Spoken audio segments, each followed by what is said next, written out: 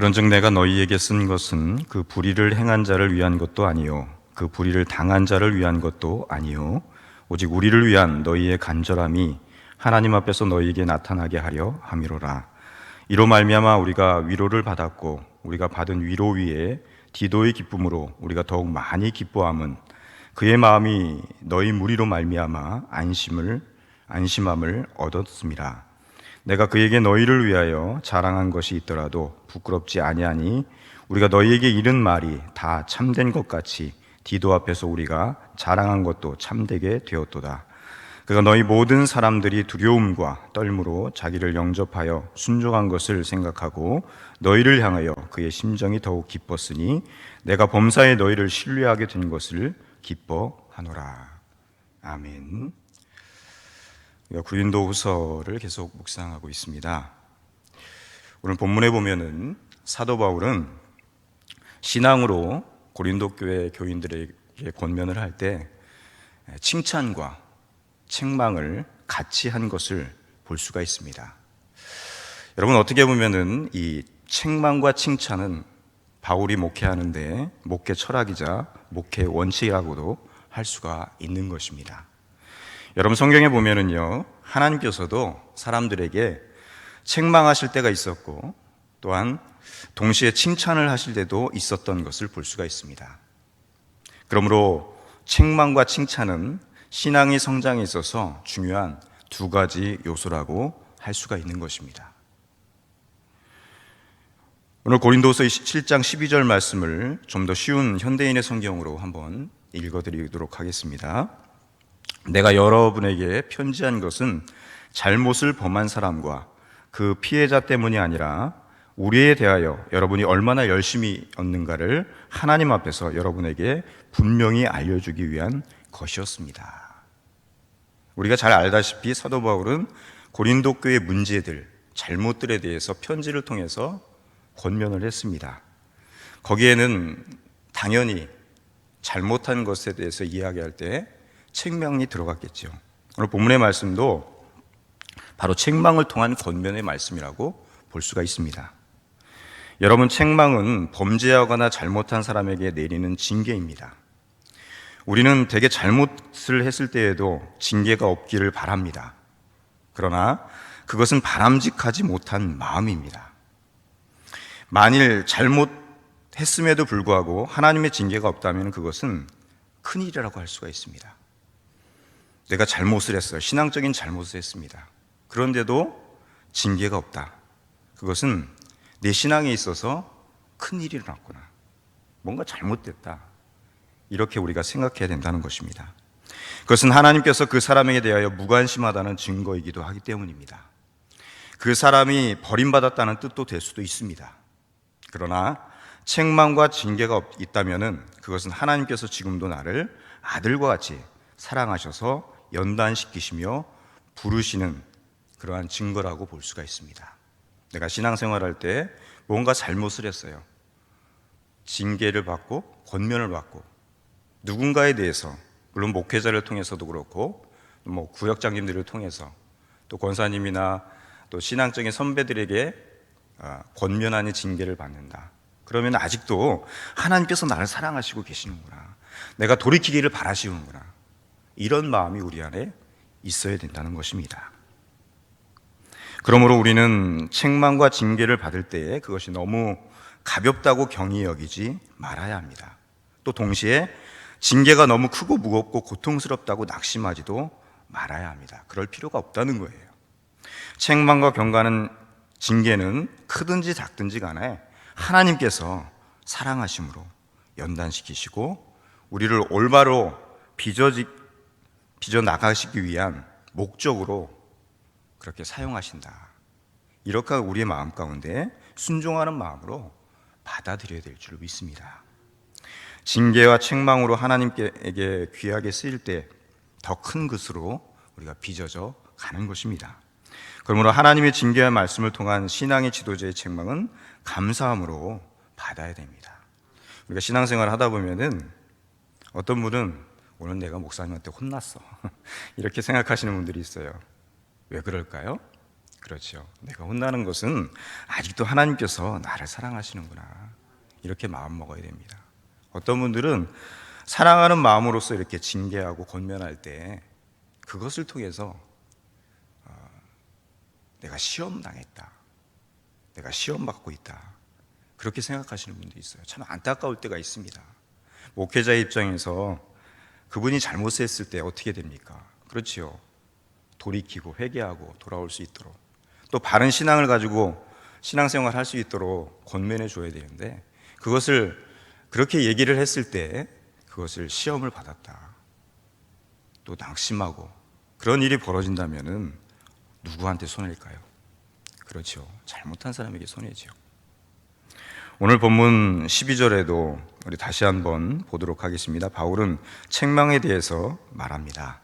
그런즉 내가 너희에게 쓴 것은 그 불의 행한 자를 위한 것도 아니요 그 불의 당한 자를 위한 것도 아니요 오직 우리를 위한 너희의 간절함이 하나님 앞에서 너희에게 나타나게 하려 함이라, 이렇게 이야기하고 있습니다. 여러분, 여기서 불의를 행한 자란 근친상간의 죄를 범한 자를 말합니다. 심각한 죄죠.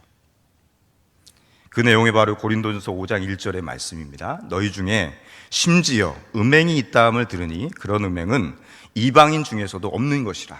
누가 그 아버지의 아내를 취하였다 하는도다. 이런 죄를 고린도 교인들이 범하고 있었다는 거예요. 그와 같은 자를 교회가 징계하는 것은 그 범죄자를 위해서뿐만 아니라 그 범죄로 피해를 본 당사자를 위한 것도 아닙니다. 왜 권면하고 징계하고 있느냐? 영적 청결에 대한 교회의 경각심과 모범을 위해서라는 것입니다. 그러므로 교회의 책망과 징계는 단지 하나님의 공의의 심판과 보상만을 목적으로 끝나는 것이 아니라 보다 큰 나머지 교회의 영적 건강과 성장을 위한 것임을 깨달아야 될 줄을 믿습니다. 여러분, 우리가 나무를 키울 때 병든 나뭇가지는 약을 치든지 그것을 과감하게 잘라버려야 됩니다. 그래서 다른 가지에까지 악독한 이 병이 번지지 않도록 그렇게 할 때 나무가 건강하게 자랄 수가 있는 것이죠. 그것이 상식입니다. 마찬가지로 교회의 징계와 책망은 교회 전체의 유익이라는 차원에서 행해지는 것입니다. 따라서 교회를 향한 책망과 징계는 다음의 세 가지 목적을 위해서 이루어집니다. 첫째로 교회의 청결을 위해서 시행되는 것입니다. 왜 교회에 책망과 징계가 있느냐? 바로 교회 공동체 안에 주의 몸된 교회의 정결을 위해서 그렇게 해야 된다는 것입니다. 사도 바울은 고린도 성도들이 정결한 삶에 열심을 가지기를 바라고 있었습니다. 그리스도인은 근본적으로 우상을 섬기는 자들과 다릅니다. 우상과 이단, 이교의 종교 행위에는 뭐가 있습니까? 욕심과 정욕을 쫓아가지고 부정과 음란을 그렇게 장려하고 묵인합니다. 그게 이단과 사이비의 특징이에요. 하지만 그리스도의 교회는 거룩함을 위해서 부름을 받은 것입니다. 우리 신앙생활, 우리 믿음 생활이 점점 더 거룩함을 위해서 나아가야 된다는 것입니다. 그것이 교회의 목적입니다. 그를 위해서 우리가 부름을 받은 것입니다. 두 번째로 책망과 징계는 교회의 덕세움을 위해서 시행되어져야 된다는 거예요. 교회는 그리스도로부터 생명을 받았기 때문에 활력과 성장이 있어야 합니다. 그런데 이 교회 안에서 더러운 악의 누룩과 병균이 묻어 있다면 교회의 생명력과 성장이 둔화되거나 퇴보합니다. 덕이란 무엇입니까? 자기 자신을 세우며 성장시키는 것을 말합니다. 교회가 은혜 가운데 성장하기 위해서는 교회 안에 생명력과 성장을 저해시키는 그런 악의 요소를 제거하지 않으면 안 되는 것입니다.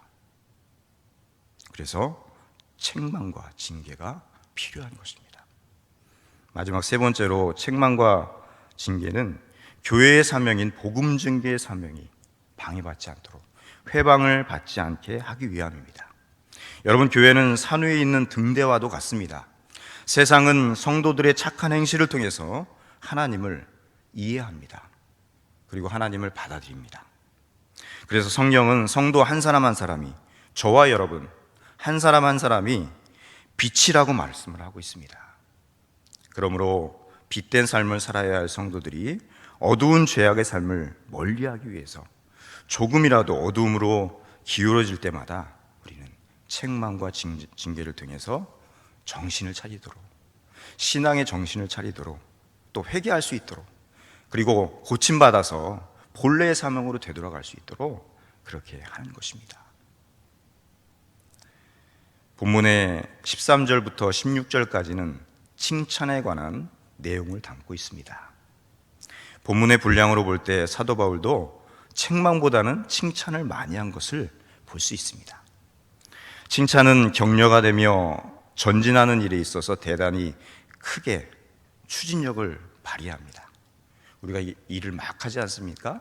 그때 당신 무엇을 잘못했어? 책망받고 징계를 받으면은 일이 추진이 늦어져요. 그래서 일이 잘 되고 있을 때 또 잘못한 것이 있으면은 징계가 바로 끝나고 칭찬을 해주면은 다시 회복되어지고 또 일의 추진력이 붙는다는 것입니다. 여러분 그렇지 않습니까? 우리가 교회 일을 할 때도, 봉사를 할 때도 마찬가지죠. 뭔가 잘못하고 있을 때 분명히 잘못한 것이 있으면은 고침받기 위해서 징계도 받아야 되지만은 그것보다는 우리가 칭찬을 받을 때, 그렇죠? 우리가 더 열심을 내게 되고 또 뭔가를 이루게 되는 것입니다. 그것이 교회의 특징입니다. 사도 바울은 책망을 하기도 했지만은 기회 있을 때마다 바로 성도들을 칭찬하는데 인색하지 않았다는 것입니다. 칭찬은 잘한다는 것에 대한 긍정적인 평가인 것입니다. 여러분들, 바울 사도가 고린도 교인들을 칭찬한 것은 책망을 겸손하게 잘 받아들이며 책망받는 사실에 대해서 회개하고 결연히 개선했다는 것을 칭찬하고 있는 것입니다. 어떤 훌륭한 일을 해낸다기보다도 하나님께서는 징계와 책망을 원망 없이 겸비하게 받아들이고 고치는 것을 가장 기뻐하십니다. 그리고 더욱더 큰 칭찬을 우리에게 주는 것입니다. 가장 안타까울 때가 어떨 때냐 하냐면은 우리가 교회에서 일을 할 때 또 봉사하게 될 때 어떤 잘못된 것에 대해서 징계를 받을 때 또 권면받을 때 안 하고 마라, 이런 것을 볼 때 가장 안타깝습니다. 그렇죠. 우리가 조금 참고 또 우리가 개선해야 될 것, 가장 지혜롭고 현명하고 또 사도 바울이 칭찬하는, 하나님이 기뻐하시는 삶이 어떤 삶일까요? 그렇죠. 징계와 권면을 받을 때 그것을 겸손하게 받아들이고 내가 고쳐야 되겠구나, 거기서 도려져서 개선하고 바꾸고 변화되는 삶을 살아갈 때 하나님이 기뻐하실 줄 믿습니다. 본문 13절 말씀을 쉬운 성경으로 다시 한번 읽어드리겠습니다. 이것으로 우리는 많은 위로를 받았습니다. 우리는 이 위로 외에도 디도가 기뻐하는 것을 보고 무척 기뻤습니다. 이것은 그가 여러분을 통해 새로운 힘을 얻었기 때문입니다. 오늘 본문의 말씀에 보면은 바울이 디도를 대신하여서 보내면서 고린도 교회의 문제들을 수집하게 하는데, 디도가 이 고린도 교회에 갔을 때에 이 고린도 교회 교인들이 디도의 말에 순종하고 그를 영접함으로 모든 문제를 어려움 없이 은혜롭게 잘 처리하게 된 것을 칭찬하고 그것에 대해서 감사하고 있는 말씀입니다. 그러면서 결론적으로 16절에 이렇게 말씀하고 있습니다. 내가 너희를 인하여 범사에 담대한 고로 기뻐하노라. 여러분, 여기서 담대함이란 너희를 위하여 용기를 느낀다는 말입니다. 보다 조용하고 덜 위험스러운 신뢰를 느낀다, 어떤 경외감. 여러분들, 이것이 바로 거룩함인 것 같습니다. 제가 여러분들을 바라볼 때, 또 목회자들 여러분들을 바라볼 때 내가 너희를 인하여 범사에 담대한 고로 기뻐하노라. 그렇죠. 목회자가 성도를 바라볼 때 거룩성이 있고 정결됨이 있고 성결함이 있을 때 여러분을 통해서 힘을 얻고 담대함을 얻고 목회자는 또 기뻐할 수가 있는 것입니다.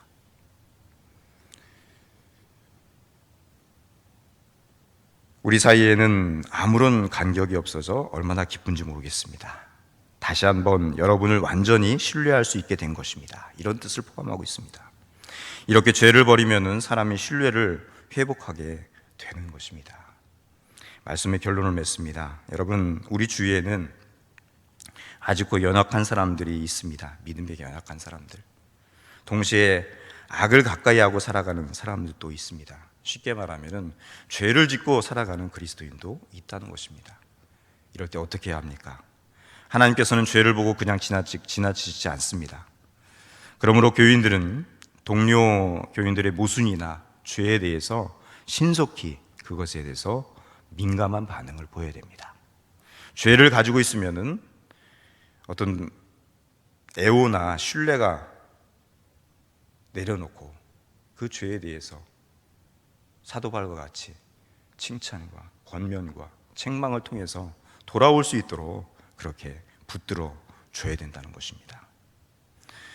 우리가 깨달아야 될 것은 징계를 앞세우기 전에 분명한 회개를 도와주어야 한다는 것입니다. 징계로 그치면은 그것은 심판이 될 수밖에 없어요. 정죄가 될 수밖에 없습니다.